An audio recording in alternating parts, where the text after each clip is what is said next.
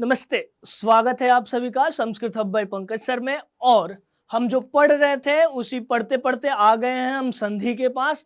और आपको पिछली क्लास में हमने देखा था कि संधि परिचय हमने देखा था कि संधि में है क्या क्या क्या होता है, संधि किसे कहते हैं। उसके बाद संधि के विभाजनों को देखा था, संधि के प्रकार को देखा था और बाद में हमने वहां अच संधि के दो भेदों को पढ़ा था। ये दो प्रकार की अच संधियों को पढ़ा था। कौन कौन सा? अगर आपने वो वीडियो नहीं देखा है तो एक बार जरूर जाके देख लीजिए। सवर्ण दीर्घ संधि और उसी के बाद हमने देखा था यण संधि। तो चलिए आज उसी को आगे ले चलते हैं और अच संधि में ही हम पढ़ते हैं। आज पढ़ेंगे हम गुण संधि को पढ़ेंगे। यह भी अच संधि का ही एक प्रकार है, अनेक प्रकार के अच संधियां हैं, उसमें से यह भी है गुण संधि। ठीक है भाई, गुण है तो देखिए, आपने उस दिन हम जब पढ़ रहे थे सवर्ण दीर्घ संधि तो वहां मैंने आपको दो चीजें बताई थी कि आप कभी भी कंफ्यूज हो सकते हो कि भाई गुण किसे कहते हैं और वृद्धि किसे कहते हैं। ऐसे ही यह जो गुण नाम है हम लोग जब अपने व्यवहार में यूज करते हैं, इसको डेली लाइफ में यूज करते हैं, तो गुण का अर्थ कुछ अन्य होता है, एक खाद्य पदार्थ, एक खाने की चीज। किंतु व्याकरण में अब खाना थोड़े ना है, व्याकरण में तो हमें रूल्स बनाने हैं। तो गुण किसे कहते हैं? तो व्याकरण में यह नाम है एक। ये तीन लोगों को एक नाम दिया गया है गुण। तो वो तीन लोग कौन है भाई? तो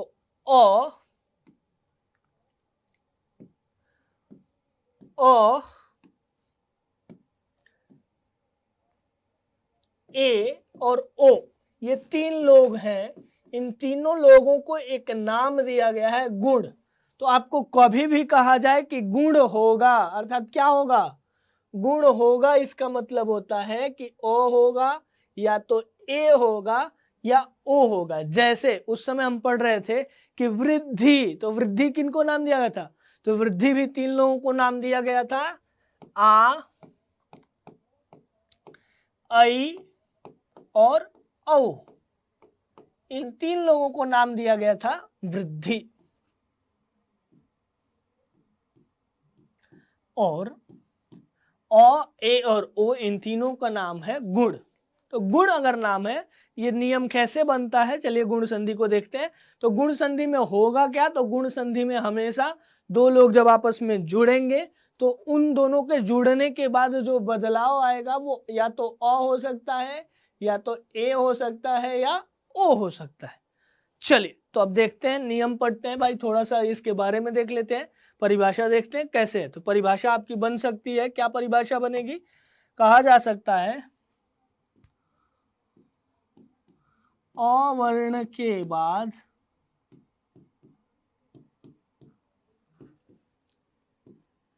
यदि कोई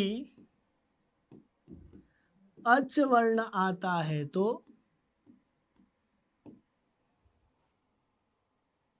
अवर्ण के बाद यदि कोई अच वर्ण आता है तो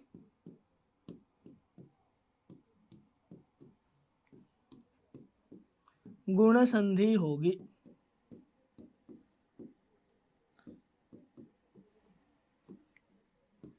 अब ये गुण संधि किसके स्थान पे होगी? तो दोनों के स्थान पे होगी। पूर्व और पर जो दोनों वर्ण है, या लिख देता हूं कि एकादेश है। और जहां कहीं भी आपको एकादेश नाम सुनाई दे, एक आदेश, एक आदेश, एकादेश, एकादेश मीन्स यह भी और यह भी, इन दोनों के ही जगह पर एक कोई नया आएगा। और यण जो संधि थी, आपको याद है कि यण संधि एकादेश नहीं है, वहां ई के जगह पर सिर्फ य आ रहा था, सामने वाले अ में कोई भी चेंज नहीं था।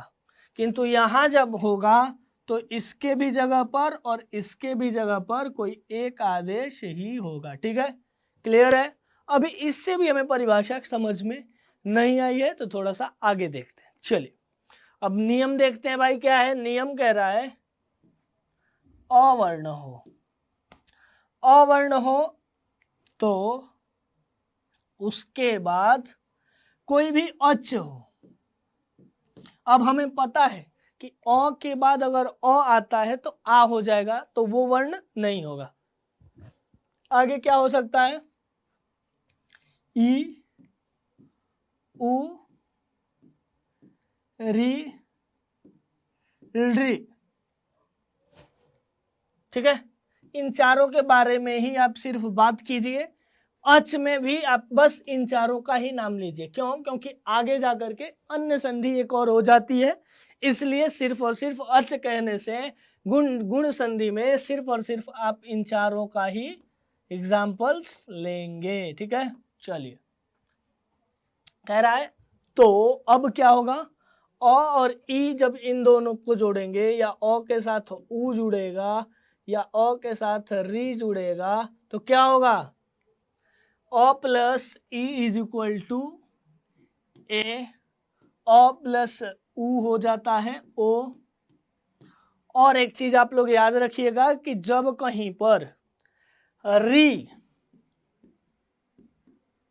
के जगह पर दीर्घ या गुण वृद्धि या गुण आदेश होता है तो वो आर के जैसा गुण होगा तो अर होगा और वृद्धि होगी तो आर होगी। ठीक है, हमेशा यह र के साथ आता है। ये थोड़ा सा ऊपर का विषय है, सिर्फ मैं आपको हिंट दे देता हूं, समझ में ना आए तो भी परेशान नहीं होना है।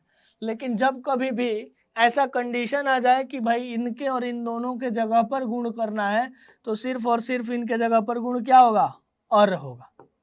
ठीक है, और इन्हीं दोनों की जगह पर अगर आपको वृद्धि करनी हो, री के जगह पर वृद्धि कहीं लानी हो तो क्या हो जाएगा, आर हो जाएगा। ठीक है, चलिए तो यहां से एक छोटा सा नियम हम बना सकते हैं कि अ प्लस ई इज इक्वल टू ए और अ प्लस ऊ इज इक्वल टू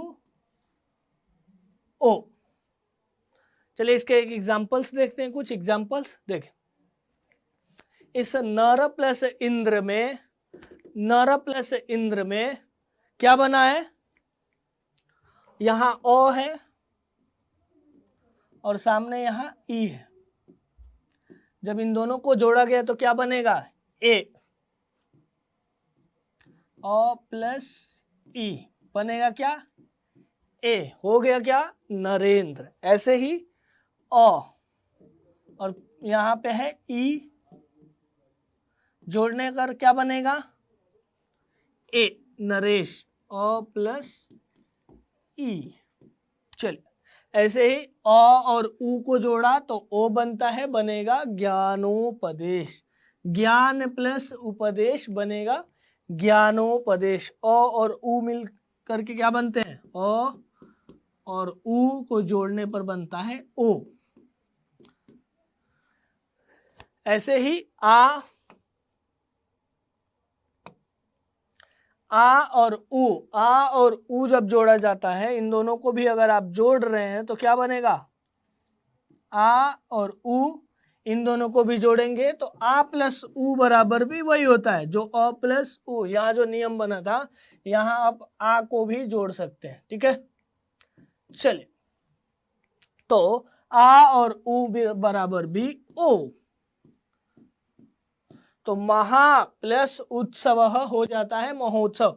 और इसका यूज हम लोग बहुत जगह पर करते हैं, महोत्सव, ये महोत्सव वो महोत्सव, अनेक प्रकार के महोत्सवों का आचरण हम लोग करते रहते हैं। चलिए अब वही देखिए, बताया गया था आपको कि जब भी री के जगह पर गुण या वृद्धि होगी तो वो र के साथ आती है। तो अब यहाँ री के जगह पर गुण करेंगे तो अ और री तो अर हो जाता है देवर, देवर्षि। देव प्लस ऋषि, अ प्लस री इज इक्वल टू अर। तो यहां देखिए इस अ और री के जगह पर अ आ गया तो देव प्लस अर प्लस षि, देवर्षि। ऐसे ही महा प्लस ऋषि, महा आ प्लस री, इन दोनों की जगह पर आ जाएगा अर और अर होने पर बन जाएगा महर्षि। तो ये हमने सामान्यतः देख लिया। अब एक बार और हम लोग क्लियर कर लेते हैं रूल्स को। देखिए ओ या आ प्लस ई या ई इज इक्वल टू ए, ओ या आ प्लस ऊ या ऊ इज इक्वल टू ओ, या आ प्लस री या री, तो यहां होता है आपको आदेश होगा अर, क्योंकि हमें पता है गुण तिन्ही को नाम दिया गया है। किसको किसको? अ को, ए को और ओ को। ठीक है, चलिए आगे देखते हैं। अब आते हैं थोड़ी सी वृद्धि संधि पर। वृद्धि संधि क्या कहता है? अवर्ण के बाद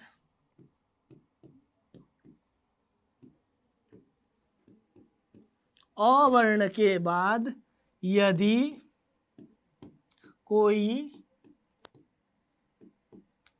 एच वर्ण आता है तो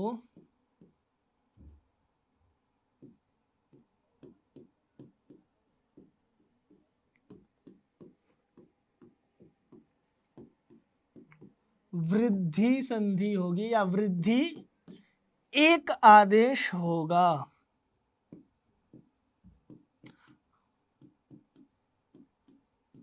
अब देखिए हमें एच नहीं पता है, एच क्या है भाई? तो एच कुछ भी नहीं, एच का अर्थ होता है ए ओ आई और औ। ए ओ आई औ, इन चार वर्णों को एक नाम दिया जाता है एच। और ये एच भी जो है वो अच के अंतर्गत ही आते हैं। अच में स्वर, और स्वर में सब आ सकते हैं, किंतु थोड़ा सा इन्हें विशेष नाम देने के लिए बोल दिया गया है एच। क्या बोला गया? एच। एच मीन्स ए ओ आई और औ। चलिए, ये तो हो गया हमारी परिभाषा। हम थोड़ा सा नियम बना लेते हैं। नियम क्या होगा भाई? ओ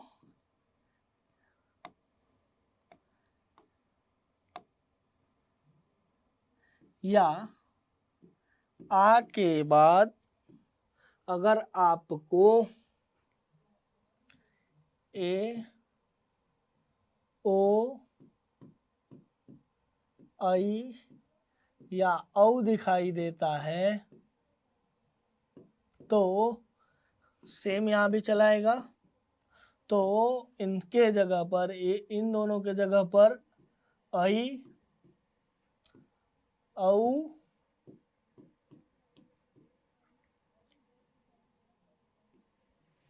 आई औ,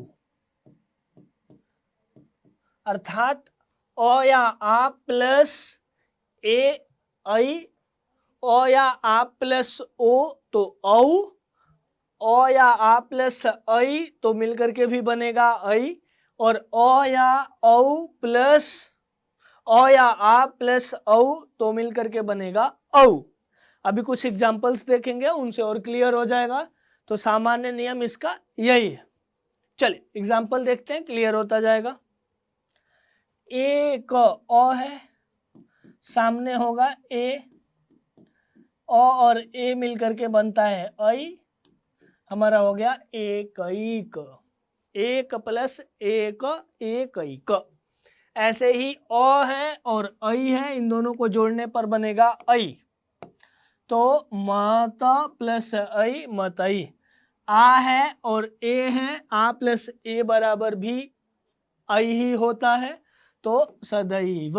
ऐसे ही महा प्लस ऐश्वर्यम, आ प्लस आई, आ और आई इन दोनों को आपस में जोड़ेंगे तो क्या बनेगा? आई बनेगा, महा प्लस ऐश्वर्यम महेश्वर्यम। ऐसे ही अ प्लस ओ तो वन प्लस औषधि बन जाता है वनौषधि। ऐसे ही मम प्लस अ प्लस औ बनने पर हो जाता है औदासीन्यम, ममौदासीन्यम। मम प्लस औदासीन्यम बन जाता है ममौदासीन्यम। तो ये हमने देख लिया, दो संधियां देख ली। आइए एक बार इनको रिकॉल कर लेते हैं। तो पाठ का अगर अवलोकन करना हो तो पहले हम यण संधि को देखते हैं।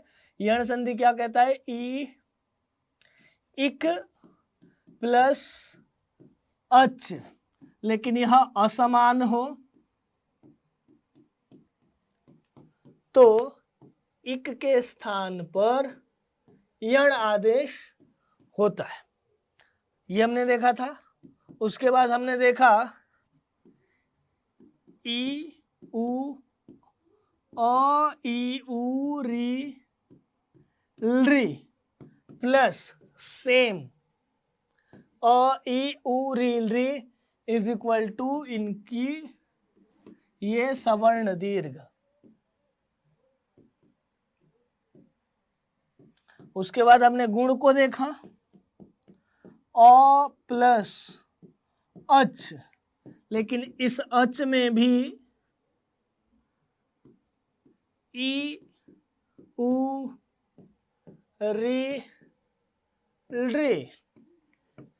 तो इनके जगह पर गुण आदेश होता है, और गुण में भी क्या, ए ओ या तो अर। चलिए, इसके बाद हमने वृद्धि की देखा। वृद्धि में क्या होगा भाई, अ या आ प्लस एच, एच मीन्स ए ओ आई और औ, ए ओ आई और औ, ये चारों को एच कहा जाता है। ये एक प्रत्याहार है, प्रत्याहार हम किसी कक्षा में अच्छे से पढ़ेंगे।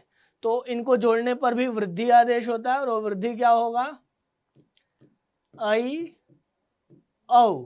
और कहीं कहीं आपको री के जगह पर भी वृद्धि दिखाई देती है, वो एक्सेप्शनल रूल्स आते हैं, जैसे प्ल प्र प्लस रिच्छति। अब वैसे अ प्लस री बराबर अर होना चाहिए, किंतु एक व्याकरण का विशेष नियम आता है और इनके जगह पर वृद्धि करता है तो बनता है प्रार, प्रार क्षति। तो अगर अ और री के जगह पर वृद्धि होगा तो आर होगा, इतना आप लोग याद रखिएगा। ठीक है, तो अभी हमने दो संधियों को देखा है, कौन कौन सा, सवर्ण दीर्घ संधि पिछली कक्षा में देखा था, यण संधि पिछली कक्षा में देखा था। आज हमने देख लिया गुण संधि और वृद्धि संधि। इनको आप देखिए, कितने कोई भी आपके डाउट हो तो आप पूछ लीजिएगा। बाकी अगली कक्षा में हम अच संधि को ही आगे लेकर के चलेंगे। तब तक के लिए नमस्ते।